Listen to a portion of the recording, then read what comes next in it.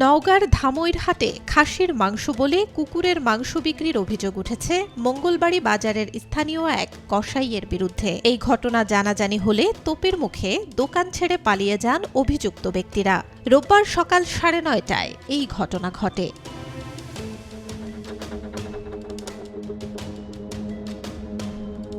স্থানীয় ও পুলিশ সূত্রে জানা যায়, ধামইরহাটের নেংরাপীর ইসবপুর সড়কের তেঁতুলতলী মোড়ে খাসির মাংস বিক্রেতা এন্তাজুল ও তার সহযোগী দুলু মৌলভী নিয়মিত বাড়ি থেকে মাংস এনে বাজারে বিক্রি করতেন।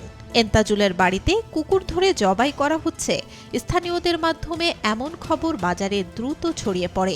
এ সময় তোপের মুখে দোকান ও মাংস ফেলে পালিয়ে যান অভিযুক্তরা। ঘটনাস্থল থেকে প্রায় 25 কেজি কুকুরের মাংস উদ্ধার করা হয়েছে এবং সেগুলো অপসারণের ব্যবস্থা নেওয়া হচ্ছে বলে গণমাধ্যমকে নিশ্চিত করেন জাহানপুর ইউনিয়ন পরিষদের চেয়ারম্যান গোলাম Kibria.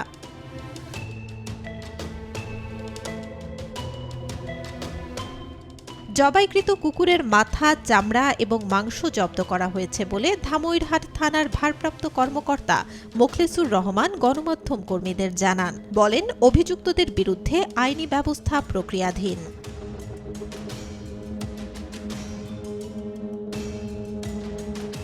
Desk report, B News 24।